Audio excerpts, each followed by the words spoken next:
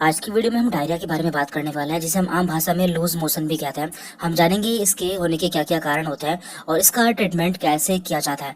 तो पहले हम यह जान लेते हैं कि इसके क्या क्या कारण होते हैं, क्योंकि इसका इलाज इसके कारण के आधार पर ही किया जाता है। तो उसका पहला कारण है वायरल कोज, यानी कि यदि किसी को वायरस के कारण डायरिया हो जाता है तो उसे हम वायरल कोज कहते हैं। दूसरा है यहाँ पर बैक्टीरिया कोज, यानी कि बैक्टीरिया से डायरिया हो जाना। प्रोटोजोअल कोस, यानी कि प्रोटोजोआ से डायरिया हो जाना।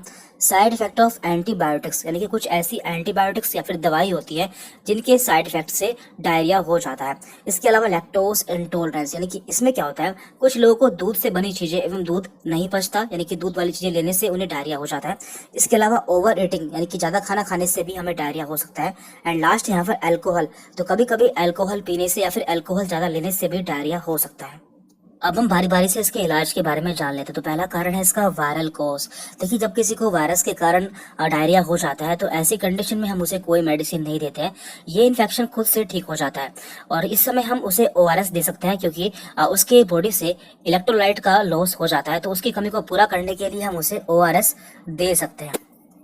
इसके बाद है बैक्टीरियल कोज, यानी कि यदि किसी को बैक्टीरिया से इन्फेक्शन के कारण डायरिया हो जाता है तो इस कंडीशन में हम उसे मेडिसिन देते हैं। तो उस मेडिसिन के बारे में हम जान लेते हैं कि ऐसी कंडीशन में पेशेंट को कौन सी मेडिसिन दी जाती है। तो जब भी किसी को डायरिया हो जाता है तो सबसे पहले उसे लोपेरामाइड दी जाती है। लोपेरामाइड एक एंटी मोटिलिटी ड्रग है, यानी कि हमारे इंटेस्टाइन के मूवमेंट को कम कर देती है। मान लीजिए आपकी इंटेस्टाइन है और इसमें लगातार मूवमेंट होता है, यहाँ पे ऐसे मूवमेंट होता है, तो ये ड्रग क्या करती है, ये इंटेस्टाइन के मूवमेंट को कम कर देती है, जिससे जितना भी बीच में फूड होता है या लिक्विड होता है वो आगे धीरे धीरे बढ़ता है और इतनी देर में जो इंटेस्टाइन होती है उसे टाइम मिल जाता है, वो जितना भी फ्लूइड्स होता है उस सभी को एब्जॉर्ब कर लेते हैं, यानी कि जितने इलेक्ट्रोलाइट्स होते हैं, वाटर होता है, उसे एब्जॉर्ब कर लेते हैं, जिससे हमारा डायरिया ठीक हो जाता है। अब हम जान लेते हैं कि लोपेरामाइड कैसे देनी होती है। देखिए, यह मेडिसिन 6 साल से कम बच्चों को नहीं दी जाती है। इसके अलावा जो 6 साल से 12 साल के बच्चे होते हैं उन्हें इसकी 2 mg की गोली दी जाती है। तो ये गोली एक बार देनी होती है, लेकिन यदि बच्चे को आराम नहीं मिलता है तो अगली बार उसे 1 mg की गोली दी जाती है। और ऐसा हम दिन में मैक्सिमम 3 बार कर सकते हैं, कि मैक्सिमम बच्चे को 3 बार दिन में ये दवाई दे सकते हैं, जब तक उसका लूज मोशन ठीक नहीं हो जाता। इसके अलावा जो 12 साल से ऊपर के होते हैं उन्हें इसकी पहले डोज 4 mg की देनी होती है। उसके बाद जब भी उन्हें लूज मोशन होता है तो उस समय 2 mg की टैबलेट उन्हें देनी होती है। तो ऐसा भी दिन में 3 बार कर सकते हैं, मैक्सिमम 3 बार कर सकते हैं। तो यानी कि बच्चे हो या बड़े, दोनों को मैक्सिमम दिन में 3 बार ये टैबलेट दे सकते हैं। तो यहाँ पे हमने लोपेरामाइड की पिक्चर भी लगाई हुई है। ये लोपेरामाइड 2 mg की टैबलेट की स्ट्रिप है। इसके बाद है रेसिकाडोट्रिल। तो ये एक एंटी सिक्रेटरी ड्रग है, ये भी बहुत ज्यादा इस्तेमाल की जाती है, क्योंकि ये एक एंटी सिक्रेटरी ड्रग है, इसलिए ये सिक्रेशन को बंद कर देती है। तो इसमें क्या होता है, मान लीजिए आपकी इंटेस्टाइन है, ये आपकी इंटेस्टाइन है और इसके बीच में इस तरह से फूड पार्टिकल्स पाए जाते हैं और जो लिक्विड होता है वो पाया जाता है। तो कभी कभी इन्फेक्शन के कारण जो इसकी इंटेस्टाइन होती है, इसकी दीवार से यहाँ पर सिक्रेशन स्टार्ट हो जाता है, यानी कि जो पानी होता है वो यहाँ से निकलना स्टार्ट हो जाता है, जो कि यहाँ पर फूड से मिल जाता है और हमारा जो मोशन होता है वो काफी लूज हो जाता है। तो ये मेडिसिन क्या करती है, इस सिक्रेशन को स्टॉप कर देती है, जिससे इंटेस्टाइन में ज्यादा पानी नहीं आता है और डायरिया बंद हो जाता है। अब हम जान लेते हैं कि ये लेनी कैसे होती है। तो देखिए, बच्चों और बड़ों दोनों में इसकी डोज अलग अलग होती है। तो पहले हम जान लेते हैं कि बड़े लोगों में ये इसकी कितनी डोज यूज की जाती है। देखिए, बड़े लोगों में इसकी 100 mg की डोज दिन में 3 बार यूज की जाती है और मैक्सिमम आप इसे 7 दिन तक यूज कर सकते हैं, इससे ज्यादा हम इसे यूज नहीं कर सकते।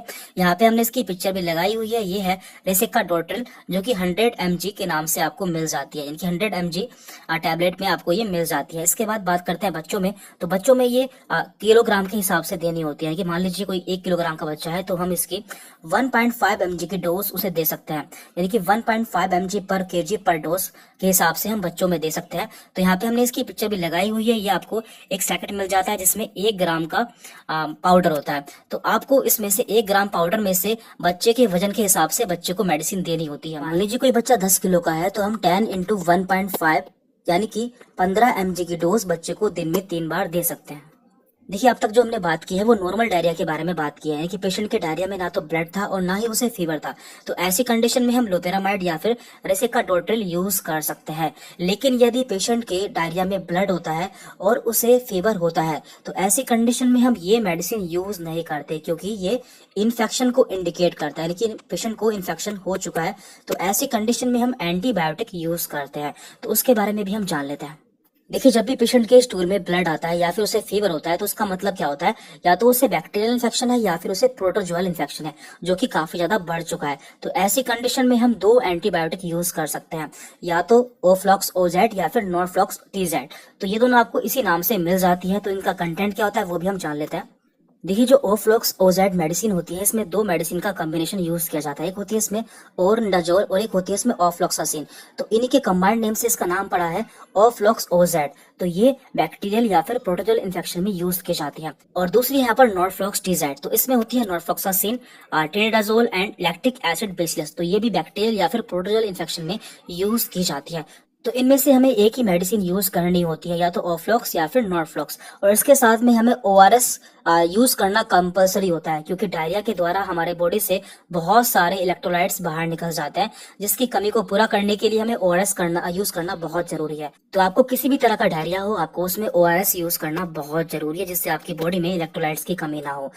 और लैक्टोज इंटॉलरेंस के लिए हम अलग से वीडियो अपलोड कर देंगे कि ये क्या होता है और इसे कैसे ठीक किया जाता है। तो आज की वीडियो में इतना ही था। कोई डाउट रहता है तो आप हमसे कमेंट करके पूछ सकते हैं, और अगली वीडियो आप किस टॉपिक पर चाहते हैं तो आप उसे नीचे कमेंट में बता सकते हैं। Thank you very much.